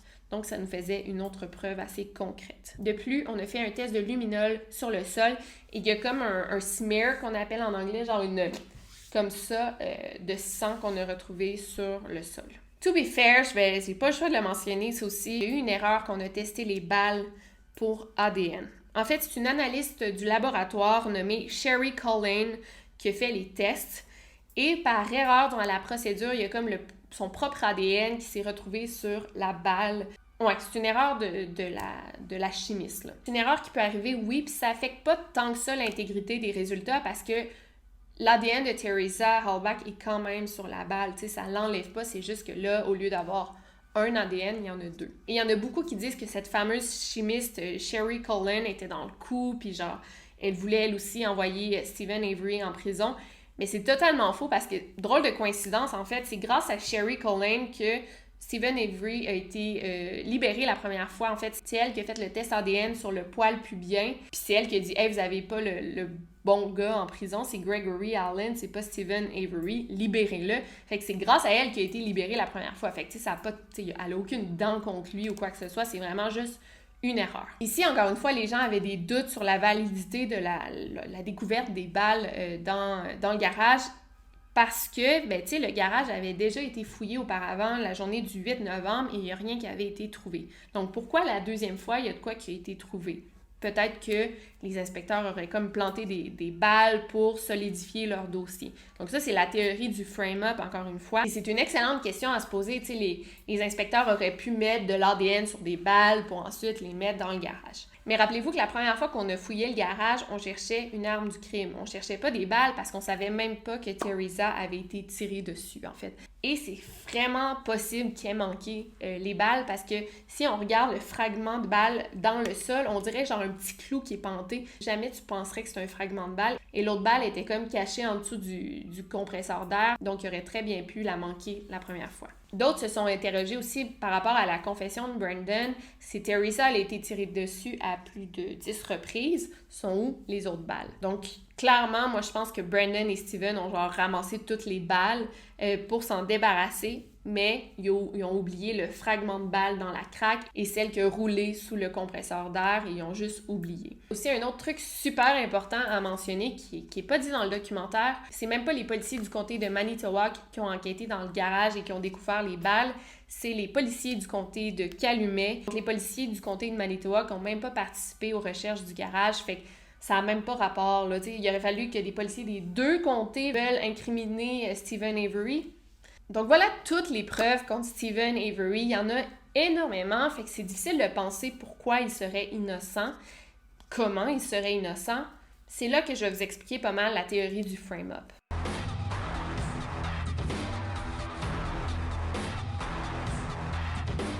Donc, le procès a commencé le 9 février 2007. Il était filmé en direct sur Internet. Steven Avery a plaidé non coupable. Steven Avery avait vraiment engagé un dream team d'avocats. C'était les meilleurs avocats du comté du Wisconsin. Et c'est eux qui ont décidé de jouer la carte du frame-up. Parce que, tu sais, si on y pense bien, Steven Avery a déjà été envoyé 10 ans en prison à cause du comté de Manitowoc. Il l'avait envoyé par erreur, mais il pouvait le faire à nouveau, non? En fait, la question, c'est pourquoi les policiers auraient voulu mettre le meurtre de Teresa Halbach sur le dos de Steven Avery. Eh bien, n'oubliez pas qu'évidemment, il y avait une poursuite en cours de 36 millions de dollars contre le comté de Manitowoc. Et peut-être qu'ils se disaient, en l'arrêtant à nouveau, la poursuite serait abandonnée ou serait annulée. Ici, on considère que la théorie, c'est que c'est les détectives Colburn et Lank qui auraient incriminé ou qui auraient tenté de piéger Steven Avery. Et quand tu t'arrêtes vraiment à y penser, tu te demandes pourquoi il aurait fait ça. Par exemple, oui, le détective Colburn, il travaillait pour le comté de Manitowoc, mais au moment de la première arrestation de Steven Avery en 1985, il travaillait même pas pour le comté de Manitowoc, il était comme gardien de prison. Fait qu'il y avait comme pas de raison de se venger contre lui. Là, c'est à se demander, est-ce qu'il risquerait toute sa réputation de policier, sa carrière de policier, et il risquerait même une arrestation, même un emprisonnement par fidélité pour son comté. C'est un peu tiré par les cheveux. En fait, dans ce cas-ci, les détectives auraient tout à perdre et rien à gagner. Par exemple, les détectives Lank et Colburn, c'est des policiers qui ont travaillé fort toute leur vie. Ils ont une excellente réputation, une longue carrière de policiers derrière eux. Ils étaient à quelques années de prendre leur retraite, d'obtenir leur pension de policier.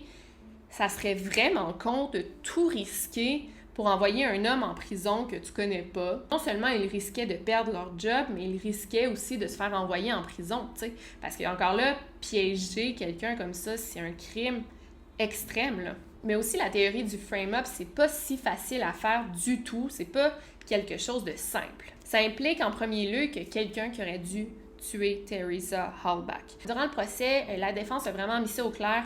On n'est pas en train de blâmer les policiers du meurtre de Teresa. On pense que quelqu'un d'autre a probablement commis les meurtres et les policiers ont pris tous les indices pour les mettre sur le terrain de Steven Avery. Fait que là, si c'est pas Steven Avery, si c'est pas les policiers, les coupables, c'est qui a tué Teresa? Et là, imaginons qu'il y a un tueur quelconque qui a tué Teresa. Encore là, les policiers courent un énorme risque en prenant tous ces indices pour le mettre sur le terrain de Steven Avery. Qui nous dit que, par exemple, dans le RAV4, il n'y aurait pas une trace ADN du tueur qui serait apparue comme ça? T'sais, on ne sait pas, le tueur il n'a peut-être pas fait ça de manière professionnelle et on aurait pu trouver des traces ADN du tueur. Peut-être aussi que durant le meurtre de Teresa, il y a eu des témoins qui ont été témoins du meurtre.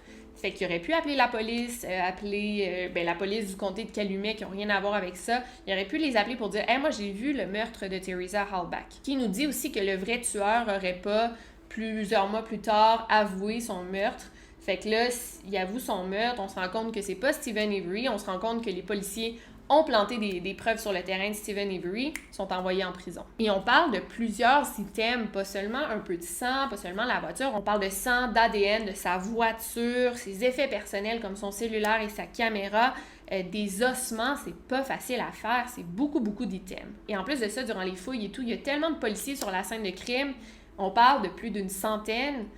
Ça serait une énorme conspiration qui impliquerait tous ces policiers qui seraient en train de commettre un crime. Et en fait, la théorie du frame-up, elle a été amenée pour une seule raison, soit la condamnation erronée de 1985.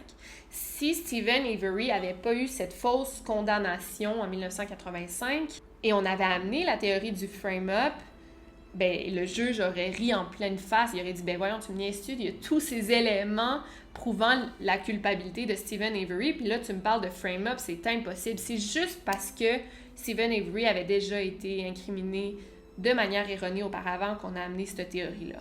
Et je vais juste revenir vite aux preuves que j'ai mentionnées plus tôt, et je vais vous montrer à chaque preuve comment ça serait vraiment difficile pour les policiers de faire le frame-up, d'incriminer Steven Avery avec ces quelques preuves. Par exemple, le RAV4, la voiture de Teresa, il aurait fallu que les policiers trouvent la voiture, qu'ils conduisent la voiture jusqu'à la casse automobile de Steven Avery. Et il aurait dû se cacher parce que, tu sais, Teresa était recherchée par les habitants de la ville, par d'autres policiers. Fait qu'il aurait fallu qu'ils conduisent la voiture discrètement, qui effacent leur propre ADN dans la voiture. Et aussi, pensez à ça, toute la famille Avery travaillait dans la casse automobile. Fait qu'il aurait fallu qu'ils fassent ça de nuit, c'est sûr. Mais encore là, une voiture, ça fait du bruit. Le son du moteur, les lumières, bon, tu peux éteindre les feux, mais sinon, les bruits de la porte. Fait qu'il aurait fallu qu'ils passent devant les maisons de Steven Avery et Barb pour aller sur le côté de la casse automobile où on a retrouvé la voiture durant la nuit, et qui mettent tous les débris par-dessus, tout ça sans faire de bruit, sans que le chien de la famille aboie, c'est quelque chose de très compliqué. Mais bon, on va dire que ça se peut. Ensuite, il y a du sang qui a été retrouvé dans la voiture, le RAV4. Encore là, c'est vraiment pas facile. Il aurait fallu que les policiers volent le flacon de sang de Steven Avery, mais ça, c'était gardé dans un bureau d'archives qui est gardé par des commis. Et la nuit, il y a des caméras de surveillance. Fait qu'il aurait fallu comme qu'ils payent les commis, il aurait fallu qu'ils effacent les vidéos d'enregistrement de la caméra de surveillance pour aller voler le flacon de sang. Encore là, ça implique beaucoup de choses. Il aurait fallu que les policiers extraient le sang sans le contaminer, ce qui n'est pas une chose que tout le monde sait comment faire. De plus, le sang qui a été retrouvé dans la voiture, c'était consistant avec quelqu'un qui saigne. C'était pas genre un simple... quelqu'un qui aurait pris du sang puis il l'aurait mis avec un Q-tip. Non, c'était consistant. Il y avait comme des composantes chimiques qui nous disaient que la personne avait saigné dans l'auto. Pour ce qui est des ossements, on a essayé de prouver qu'ils avaient été déplacés et plantés sur le terrain de Steven Avery. Durant le procès, on a demandé au docteur Leslie Eisenberg, une anthropologiste légiste, qui dit que c'est hautement improbable que les ossements n'aient pas été brûlés sur place. Si les ossements avaient été transportés et placés là, ils se seraient brisés entre eux. Mais là, les ossements qu'on a retrouvés, ils étaêt comme même fondus à travers les pneus, à travers les branches. Ils avaient comme fondu ensemble. Fait que selon l'anthropologue, pardon. En tout cas, selon elle, ben c'est sûr que les ossements avaient brûlé à cet endroit. Ensuite, pour ce qui est de la caméra et du téléphone cellulaire de Teresa Halbach, on les a trouvés dans le baril. Et là, pensez-y bien, là, fait que les policiers trouvent le corps de Teresa, ou bon, ils ont tous les effets personnels de Teresa, puis ils ont la caméra et le téléphone cellulaire.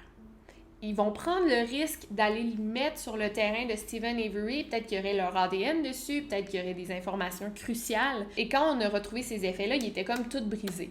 Fait que les policiers auraient ces items-là, ils auraient brisé la caméra, le téléphone cellulaire, et ils auraient pris le risque de le mettre sur le terrain de Steven Avery sans se faire prendre. Pourquoi, au fait? Parce qu'en fait, s'il s'était débarrassé de ces objets, s'il avait jeté les objets là, de Teresa Halbach, s'il avait juste jeté dans le fleuve, le résultat serait le même. On aurait quand même incriminé Steven Avery avec toutes les autres preuves qu'on avait. Fait que, tu sais, il n'aurait pas couru le risque de les mettre là pour prouver rien. Tu sais, je sais pas si vous comprenez, s'il s'était débarrassé de ces objets, ça aurait été la même style d'affaire. Et toutes ces questions assez cruciales sur comment le frame-up aurait pu être possible, ben en fait, la défense n'a jamais répondu à ces questions, ni le documentaire Making a Murderer. C'est des questions quand même importantes à se poser, vous trouvez pas? Et aussi, je pense que personne ne se pose la question, si c'est pas Steven Avery qui a fait le meurtre, ni les policiers, c'est qui? Et ça fait 3 fois que je charge ma caméra. J'ai jamais assez de batterie parce que c'est une vidéo assez longue. On n'a pas fini encore. On va revenir à la confession de Brendan Dassey qui n'a jamais été admise en cours parce qu'au moment des faits, au moment où il a fait sa confession, il n'y a pas de deal qui a été fait entre Brendan et les policiers. Il a juste tout avoué sans vraiment faire de deal pour sa protection. Aussi, il avait seulement 16 ans au moment des faits, au moment de sa confession, donc ça complique le tout. Donc, durant le procès, à aucun moment il était possible d'aborder le sujet de la confession de Brendan Dassey. Mais c'est pas très important parce qu'il y a tellement de preuves contre Steven Avery que la confession de Brendan, c'est juste un détail, en fait. Et pour tous ceux qui ont vu Making a Murderer, on peut vraiment être choqué par la méthode employée durant la confession de Brendan Dassey. Faut pas oublier que Brendan est très jeune, 16 ans, il a pas beaucoup d'éducation et il a aussi des capacités mentales affaiblies, je sais pas comment dire ça, il y a un quotient intellectuel beaucoup plus bas que la moyenne, donc il peut très facilement être manipulable et des gens comme ça, normalement, ils vont confesser des choses qu'ils n'ont pas fait. Et durant des interrogatoires comme ça, les policiers sont pas supposés de poser des leading questions, donc des questions qui vont inciter le suspect à avouer. Ce qui fait que dans la confession de Brendan et tous les interrogatoires qui ont suivi, il y a beaucoup de détails qui ont changé, fait que toutes ces versions des faits ne sont pas pareilles. Et c'est très très clair ici que Brendan répondait aux questions des policiers pour leur faire plaisir. Et c'est possible qu'il ait avoué des choses qu'il n'a pas fait. Mais il ne faut pas oublier qu'à aucun moment dans la confession, il a été forcé à dire des choses. Sa confession était 100% volontaire, c'est lui qui a voulu la faire. À aucun moment, il a été menacé ou blessé physiquement. Mais c'est vrai que la méthode d'interrogation était un peu douteuse. Mais encore là, on peut très bien se passer de la confession de Brendan Dassey. Même si la confession n'a pas été faite correctement, ben, ça fait pas de lui une personne innocente. He confesses to this gross murder, and then he says, "Can I go back to school now?" Yeah. I mean, he just didn't. And it's clear there's something. At what point do they say, "Well, number one, we need his attorney in here"? They're not going to say that, but he was there without an attorney. But at what point does a cop recognize that? Or are they treated differently when they recognize that there's cognitive difficulty? My blood boil what happened to this nephew. As an attorney, I can't stand watching this because it's clear. I mean, he's 16 years old. He has a very low IQ. I think after 2 sentences that he said, it's clear he doesn't understand what he's saying, what he's doing there. Like Rolanda said, he's like, oh, are we going to be done soon? I have to go to class. Et plus tard, pendant que Brendan était en prison, il a appelé sa mère. Et il savait pas que les appels en prison étaient enregistrés. Ou peut-être qu'il le savait, puis il a comme pas pensé. Mais sa mère, il a dit « Pourquoi t'as avoué les meurtres? » Et il a dit que s'il confessait, les policiers allaient lui donner seulement 20 ans de prison, ce qui est moins que s'il n'avait pas confessé. Je pense qu'il aurait été condamné à la prison à vie si c'était pas lui qui avait confessé. Bref, et il a dit que c'est vrai que son oncle et lui avaient commis les meurtres. Et à ce moment-là, il n'y avait pas la pression des policiers parce qu'il n'y avait pas d'agents ou de policiers autour de lui. Il a juste avoué à sa mère en privé, fait qu'il a avoué avoir fait les meurtres. Après avoir débattu pendant 3 jours, le jury est finalement arrivé à un verdict. Steven A. Avery a été reconnu coupable pour le meurtre au premier degré de Teresa Halbach et condamné à la prison à vie. Et tu sais, même si le documentaire nous fait croire en l'innocence de Steven Avery, autant que je pense qu'il est coupable maintenant après avoir lu le livre que je vais vous parler plus tard, peut-être que si je revoyais le documentaire, mon opinion changerait. Fait que cette affaire est tellement complexe que je veux pas prendre un côté, je veux juste vous dire ce qu'on n'a pas dit dans le documentaire. Mais il faut pas oublier ici que Steven Avery a eu un procès juste et très équitable et que tous les membres du jury se sont entendus en cours pour dire qu'il était coupable. Autant parfois on peut être déçu par le système de justice, par exemple dans le cas O.J. Simpson, autant parfois il est très bien. À part la théorie du cover-up qui nous laisse croire que Steven Avery pourrait être innocent, quelle autre preuve pourrait innocenter Steven Avery? Faut pas oublier que oui, il y a 12 personnes qui ont jugé que Steven Avery était coupable, mais comme dans tous les procès, c'est pas une preuve qu'il est coupable. Il y a seulement 12 personnes qui ont déterminé qu'il avait tué Teresa Halbach, sans aucun doute, mais ça veut pas dire que c'est le tueur.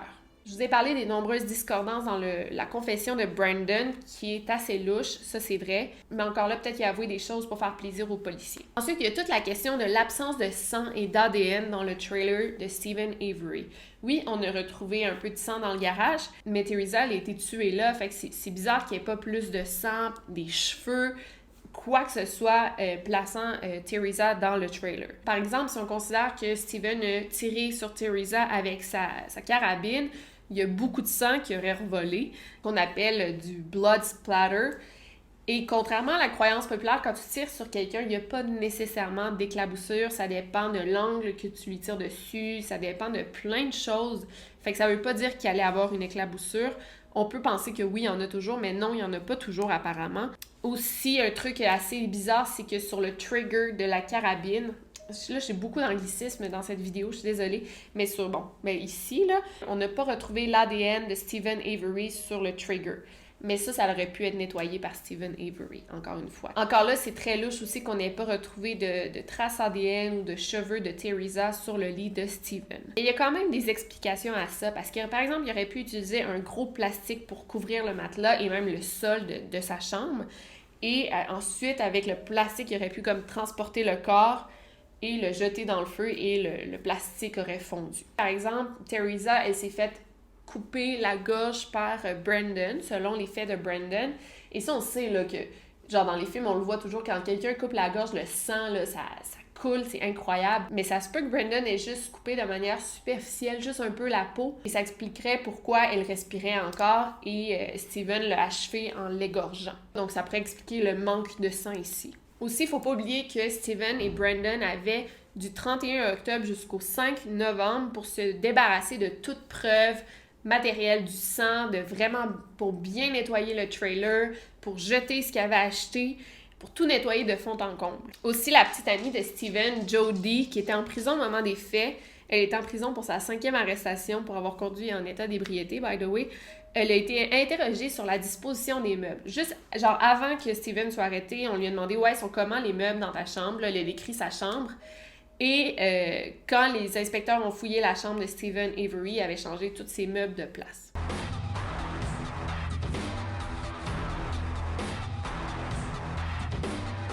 Sinon, si Steven Avery est innocent, ça veut dire que le tueur de Teresa est encore en liberté. Qui que ça pourrait être? On a beaucoup de possibles suspects. Il y a un autre suspect qui est intéressant qui s'appelle Wolfgang Braun, qui est un Allemand qui vivait à 10 km de la maison de Steven Avery. Au moment du meurtre de Teresa, la femme de Wolfgang, Sophie, dit qu'il avait un drôle de comportement. Apparemment que le 31 novembre, il allait visiter un terrain à louer qui est pas loin du Avery Savage Yard. Et en revenant, il a dit à sa femme qu'il avait rencontré une photographe qui lui a demandé la permission de prendre des photos du terrain. Aussi, quand il rentrait le soir même, il avait une coupure sur son doigt et plusieurs graphines dans le dos. Sophie dit aussi que quelques jours plus tard, elle a retrouvé une canne de liquide à briquet qui avait une trace de sang dessus.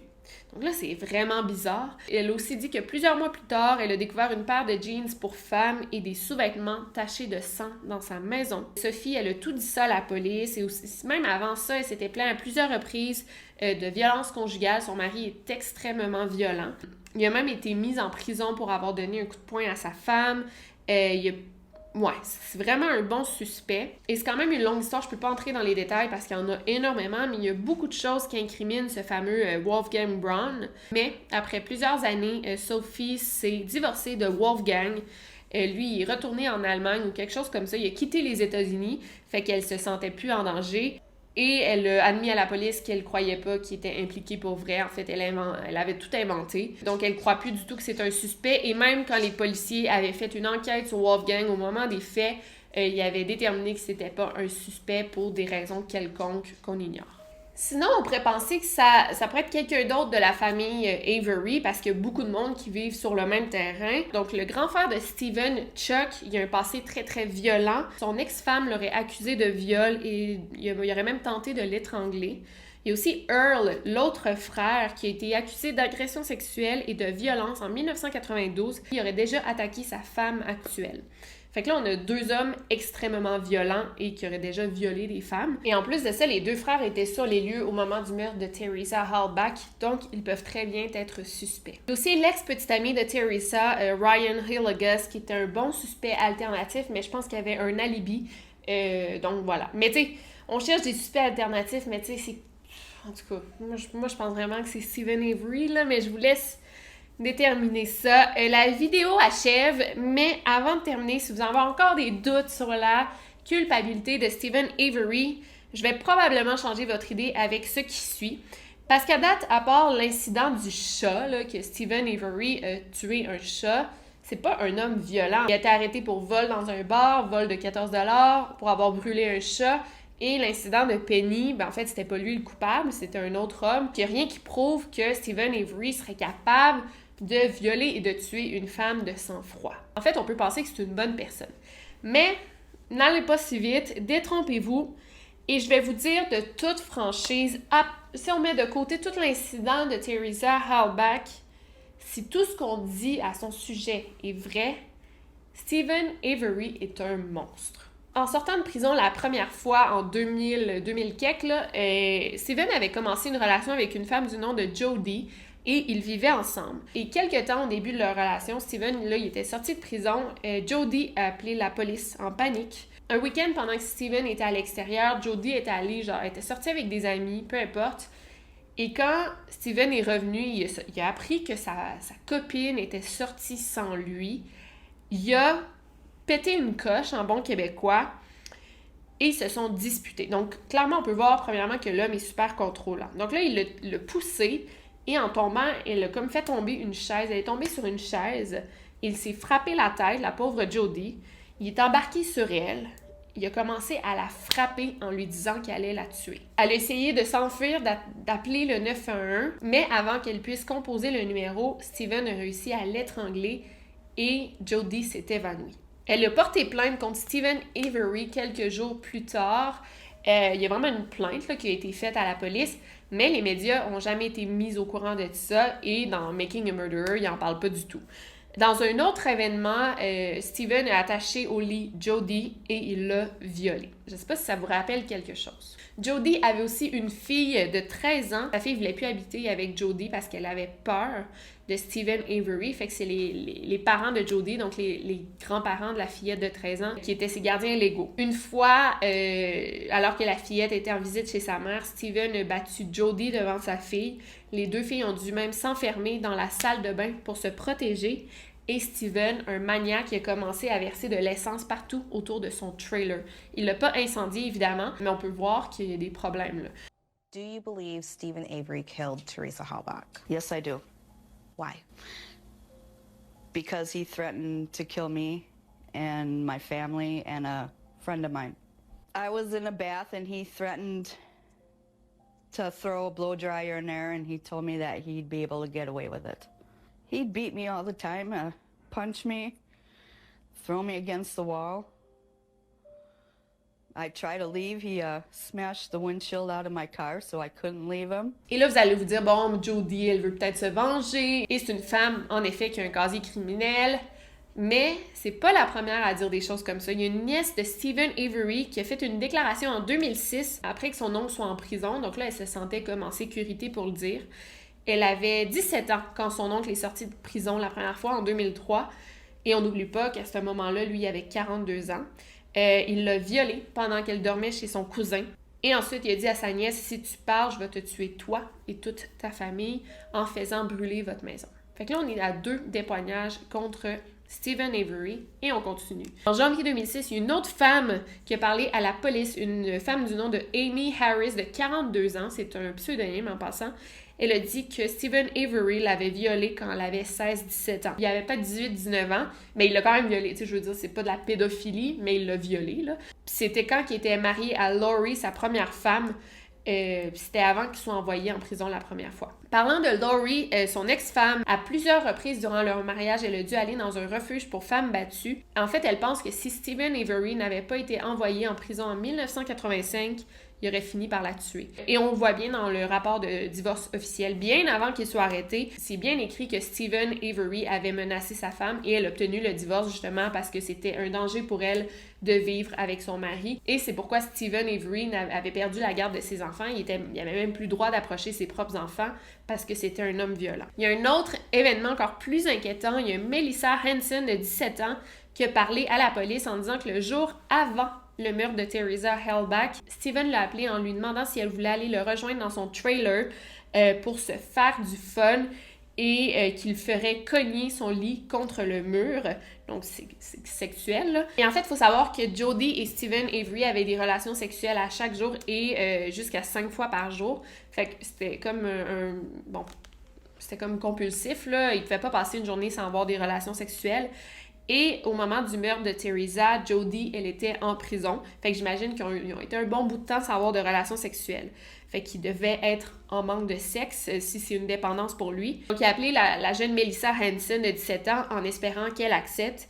Elle a refusé et en fait on pense que après son refus, c'est là qu'il a fait l'appel pour demander la photographe Teresa Halbach en espérant avoir des relations sexuelles avec elle. Évidemment, tout ça ne veut pas dire que Steven Avery est un meurtrier. Même si c'est un homme violent, même si c'est un violeur, ça veut pas dire qu'il a fait ce meurtre-là, mais très probablement qu'il serait capable de le faire.